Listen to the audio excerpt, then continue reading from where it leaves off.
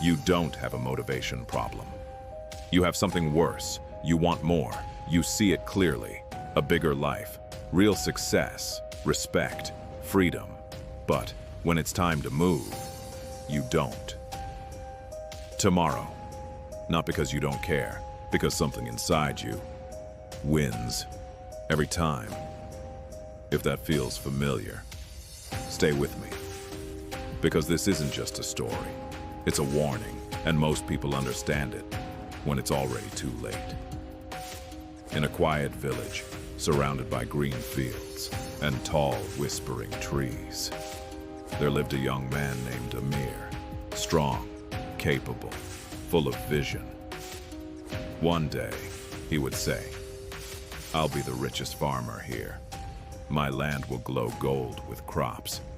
People will come to me for advice, and I'll be respected everywhere." People believed him. Because ambition, he had plenty. Action, none. At sunrise, the village moved. Men stepped into the fields, tools in hand. Sweat is already forming. Amir, still asleep. By noon, others worked.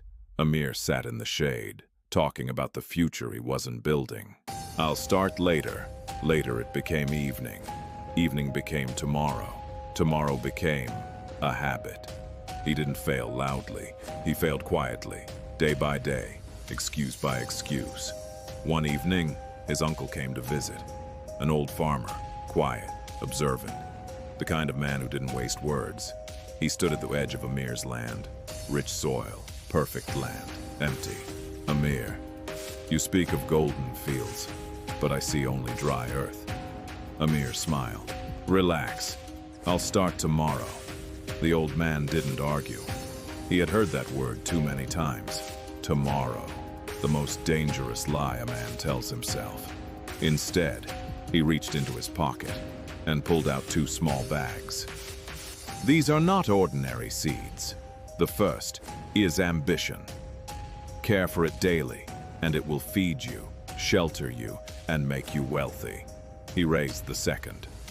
This is laziness. Amir smirked. How bad could that be? The old man stepped closer. It grows faster than ambition. It doesn't ask for permission. And once it spreads, it doesn't ruin your life. It replaces it. He placed both seeds in Amir's hand. You don't choose which one you have.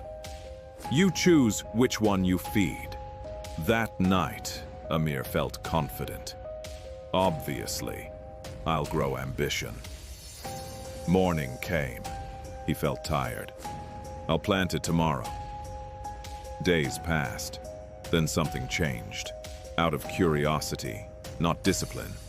He planted both seeds, but this time he had a plan, or so he thought. I'll let laziness grow a little. It's harmless. I'm still in control. That's the lie. Not tomorrow. I'm still in control. Weeks passed. Nothing dramatic happened.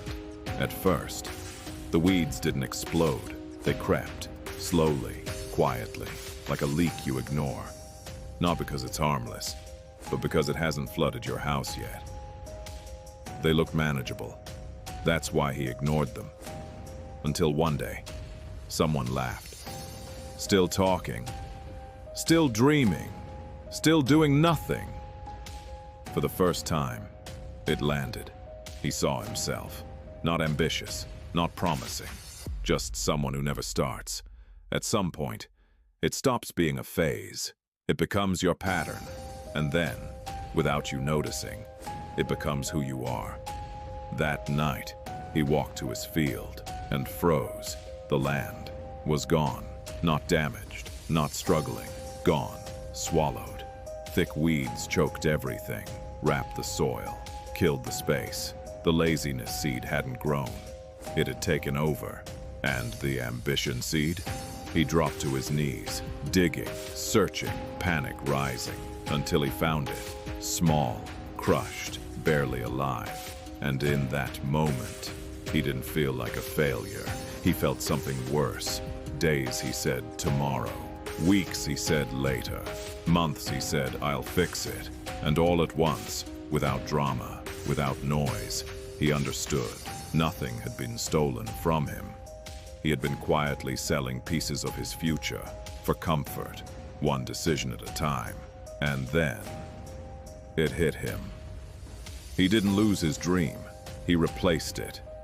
Not in one decision, but in 1,000 small ones. He told himself it didn't matter. It was already too late. That's when his uncle returned. He looked at the field, then at Amir.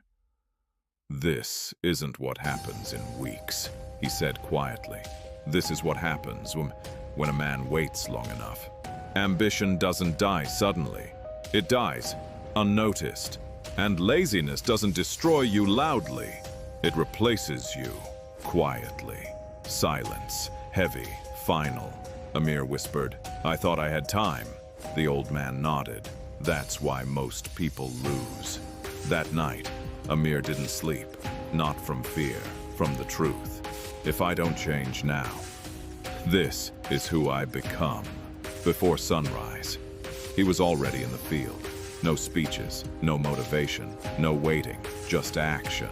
He pulled weeds with his bare hands. They resisted. His back screamed. His hands tore open. He kept going, because now he understood. Laziness takes nothing to build, but everything to remove. Day after day, no shortcuts, no excuses. He fought for space, for control, for a second chance, and slowly, the ambition seed responded. Stronger, deeper, alive again. Years passed. That fragile seed became a tree. Massive, unshakable, heavy with fruit. But the real change wasn't the field. It was Amir. He wasn't known for his dreams anymore. He was known for something rarer. A man who caught himself losing and refused to disappear. Now listen carefully. This story isn't about Amir. It's about you. Right now, you are feeding something. Not someday, not later. Today. Every delay feeds laziness. Every excuse gives it ground. And ambition. It doesn't fight for you. It waits. And if you wait long enough, it stops waiting. So, don't ask what you want. You already know.